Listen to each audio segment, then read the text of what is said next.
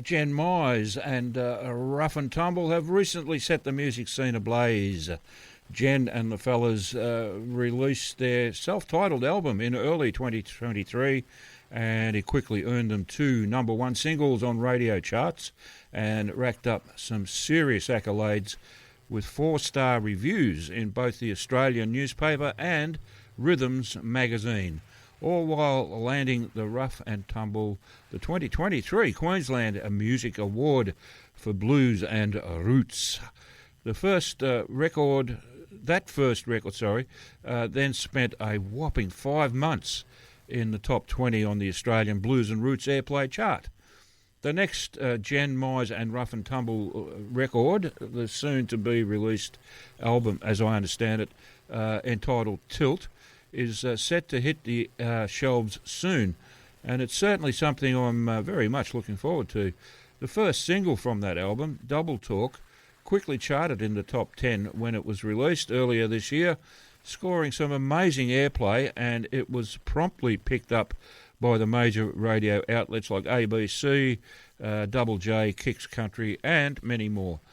Their latest single from that album, North Carolina, that I played just a minute ago, is certain to follow the same path to becoming another highly successful release for Jen and the lads. The Rough and Tumble Ensemble has played some of the major music events, festivals around Australia, like Woodford Folk Festival, Gympie Music Muster, Dashville Skyline, Caloundra Music Festival, and, of course, the iconic Tamworth Country Music Festival. And they invariably left their audiences wanting more. Jen herself gives time back to the music community by mentoring up-and-coming songwriters through programs like the Dag Sheep Station Songwriters Retreat in New South Wales, the Song Muster in Queensland, Lynn Botel's National SHE Retreats, the Gympie Music Musters, the Campfire, USQ, which I think is University of Southern Queensland maybe, McGregor School in Queensland, and songwriting masterclasses at QUT and JMC. I'm delighted to have the highly talented Jen Mize, I think that's the way to pronounce it, but I'll ask her, standing by on the phone, waiting to have a chat with me. So allow me to bring this very talented young lady on air without any further ado. Hello, Jen. How are you today? I'm doing really good, Harry T. And yeah, you're right. You pronounced that correct. It's Mize. There you go. Mize, as in like maximize, minimize, customize is what I always tell people. Oh, okay. All right. Well, that works. Yeah. Now, to start off with, I want to clear it up because you do have a noticeable American accent, but you have been in Australia. You've lived in Australia for, what, over 20 years now? Yeah, 2006, June of 2006. So it's just on 20 years. Yeah, wow, okay. Which is pretty crazy. That's when I moved here. I married an Aussie bloke back in 2024, and we moved here to set up our lives and start living. And it was amazing, and okay. I love it here. So, yeah, I've almost spent as much time in Australia as I ever did in America growing up. Well, there you go. And like I like to say, you're an Aussie with an American accent. I kind of feel like that now, Harry. I do. Like, I hope they never send me away. Like, I would be devastated if they made me go back. Oh, no, we couldn't have that. Australia's home, you know. I like to go back and travel and see my family. Yeah. And I miss certain people and things and foods and, you know, all of that, of course. But Australia's home for me now. Like, I always come back and think about my home here. Yeah. Well, Australia's not the worst place in the world, I don't think, you know. Look, I'm pretty stoked about it. Yeah. I feel pretty lucky to be here, for sure. Yeah, it's it's great to have you. You know, it's terrific to have someone of your talent, you know, living in Australia. It's you know, makes us culturally more advanced, I think. If that's the appropriate way to say it. I appreciate you saying that. It's the first time anyone said anything that nice to me. That's very kind. Oh, well, I'm full of nice stuff. But look, just before we leave that subject, I'm just curious, where in the US do you actually come from? Now, I grew up in Las Vegas. Uh-huh. but my whole family is from the deep South. So the song North Carolina that you just played is about how my family's from all over there. My parents moved to Vegas when I was about 2 years old. Right. But my mom's family her mom was from Macon, Georgia, my grandma. Okay. Nettie Ree, that's Right. in the song. And then my dad's mom was from a place called Lumberton and Pembroke in North Carolina, which is also in the song. So, Yep. yeah, Okay. Oh, that's family all over. That's good to know. Okay. Oh, that's great stuff. Well, look, let's get down to it. First of all, welcome to the Country Club. It's great to have you on the show. This is the first time I've had a chance to chat with you on the phone, and I hope it's not the last, but I've certainly been looking forward to it. Yeah, I've been looking forward to this too, mate. I realized we had never spoken before, so I'm stoked to be here. And I'm stoked to have you, I'll tell you. All right, so let's talk about this great new release of yours, North Carolina, that you were just talking about. Did you write that yourself, or was it a co-write? It was a co-write with one of the members of our band, Zach Watson, who plays bass on this record. Okay. I basically, with this new album, I really wanted to incorporate members of the band in the songwriting process. On our first record, I did work with a couple of members of the band, my two guitarists, Jeremy Edwards and Mitch Power, on co-writing some songs. Okay. And not every song, though. Probably about half the record with Jeremy and one song with Mitch. And then this record, I really wanted it to be a band record. So I really worked with the boys in the band to co-write some songs. So we've got co-writes from Zach Watson on the record, Jeremy Edwards, and Steve Fernley, our drummer, as well. Okay, that's great. Yeah. Nice stuff. But being an old musician myself, and a band member for most of my life, it's nice to hear the person in front of the band acknowledging the band and the members in the band. So, yeah, good on you for doing that, because it doesn't happen all that often, believe it or not. Look, mate, this is the kind of band I've always wanted, and I've toured around being a solo singer-songwriter and played in a few duos and things, and I was missing that collaboration and that camaraderie in a band, and it's why I put the Rough and Tumble together and chose my favorite people to be in the band. Okay. And I chose, we don't all live in the same state. We live all over the country, but Okay. I chose my very favorite people to come together to make this band happen. So Terrific. it would feel like a waste if I didn't open it up to them and go, hey, what do you want to write about? Okay. Let's sit down and do this. Okay, all right. That must be great musos. I've seen photos of them, and they're not much to look at. Yeah, there's a few ringers in the band, good looking fellas. I did. It is an all-star band, that is for sure. But I haven't chosen people based on their looks, but there's a few ringers. There's a few of them that are not bad looking. No, it's more important that you've got some musical ability, and they obviously have, because I've listened to your records, and the band is absolutely sensational, no doubt about it. Absolutely terrific stuff. And I get what you're talking about, like having good musicians, to support you. So I think you're in a good place there. I really do. I feel really lucky to have them. And, one of my favorite things is, writing the songs and then producing the record. Right. Because we produced the record together, the band. Okay. It's mostly Jeremy Edwards and myself. Mm-hmm. And we have an amazing engineer on our records. His name is Jason Millhouse. He runs Record Works in Brisbane. He's basically a member of the band. Yeah. But yeah, we take the time and do all our arrangements, and I love writing horn arrangements and those types of things. It's really just a labor of love, this band. Oh, I get that. I really do. I'd love to be in your band, to be honest. But those days are gone. Me. So, so are all the members of your band Australian, or do they some come? Yes. From... Yeah, no, everybody's Australian. I'm the only non-Aussie, which now we've decided that I'm grandfathered in. But yeah, everybody's Australian, and I've got a couple band members in Melbourne, one band member on the south coast of Sydney, south coast of New South Wales, and then a couple up here. So yeah, and when we travel, we don't always take everybody with us because everybody has crazy schedules. Yeah. But we do, and day jobs, most of us.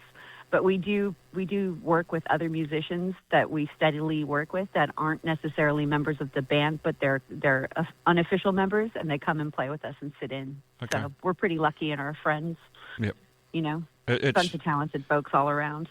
It's important to have a decent sort of number of musicians you can call on to fill in. Yeah, we've got some just absolute workhorse great musicians that come and and want to come and fill in, jump at the chance because Sure.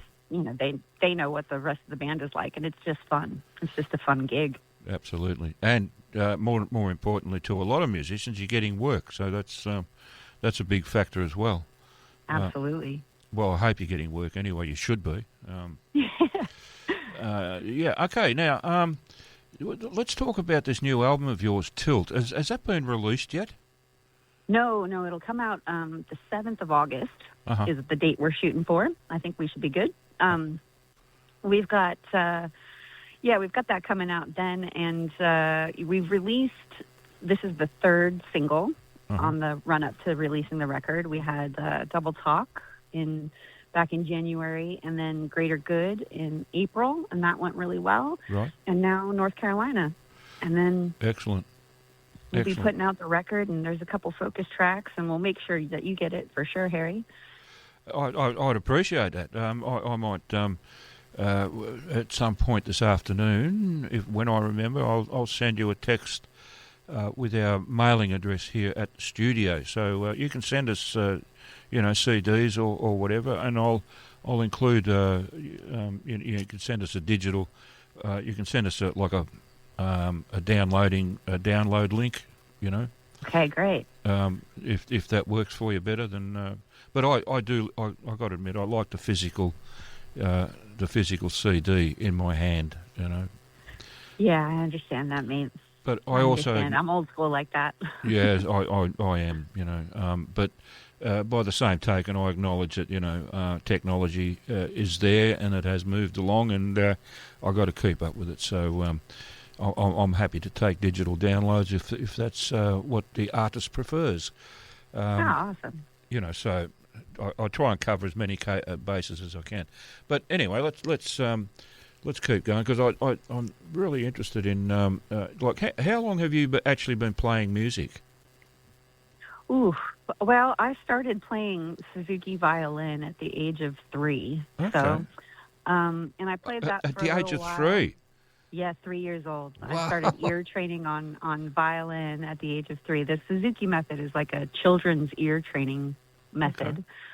And my mom got me involved. I had a cousin who was in the program, and I just looked up. I thought she was the bee's knees, and she hung the moon, so I wanted to be involved too. Okay. So I've been since then. I played cello very seriously for a long time. Okay. As like an early teenager and into my teenage years, and started singing around the same time as well, around 10, 11, 12. Okay. I sang in operas. And really? In the children's choir, yeah, and then studied opera, Okay. and went to school for musical theater, and I went to a performing arts high school in Las Vegas, and then continued my studies at the Boston Conservatory, Okay. where I learned musical theater and jazz with the sister school of Berklee College Music. And then I started songwriting probably in my late 20s. And so I'd been a professional musician for years and toured all over the world and been on, bus and truck tours of musicals. I, sang in front of the entire Duke Ellington Orchestra. Okay.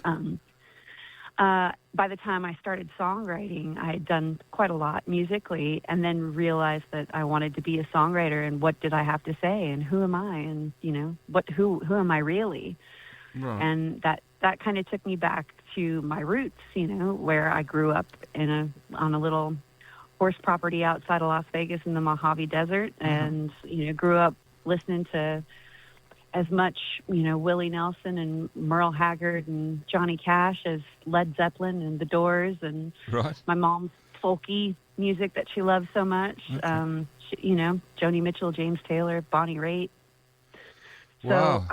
I was basically just, I'm just a product of my environment, and my environment was kind of varied. But Okay. I did grow up on horses, and so, I my dad was a truck driver Uh-huh. in the States, and I played as much, classic country and rebel country as he did, rock and roll and the band and Marshall Tucker Band and Okay. all that music. So, Wow. yeah. So what we do with the Rough and Tumble is kind of a mixture of all those things. We're kind of Okay. a little bit country, a little bit roots and blues, and a Yeah. little bit rock and roll. Yeah, yeah. You do seem to have an eclectic set of influences in the band that I've noticed.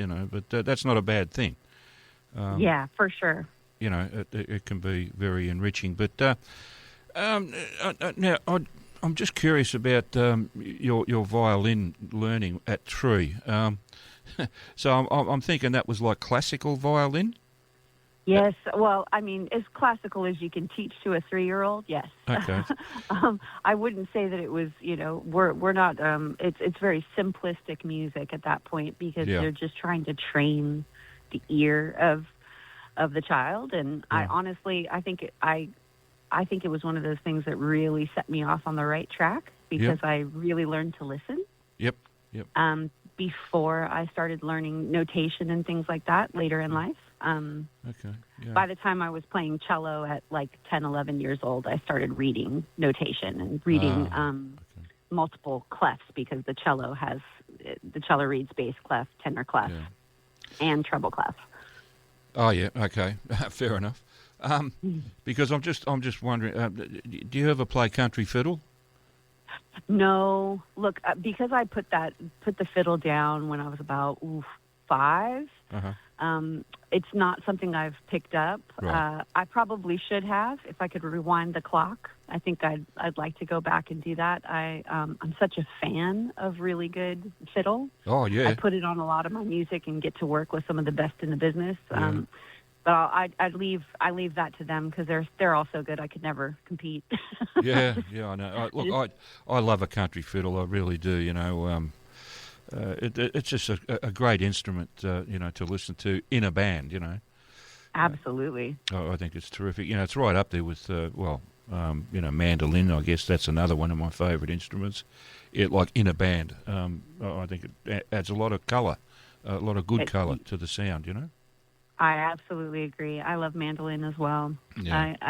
I really love it. In fact, I had to just get mine out again, because I'm going to be doing a duo show at the Gimpy Muster with Jeremy in the Rough and Tumble, Jeremy Edwards, and I'm playing mandolin on a couple tunes. So Excellent. I'm just chucking around. I'm not great, but I'm having a good time. As long as it sounds good, that's the main thing. I mean, I'm the same. That's it. I play a little bit of mandolin, or I used to, but nothing too fancy. I used to yell, "Do not give me a solo," Yeah, exactly. Don't expect solos from me.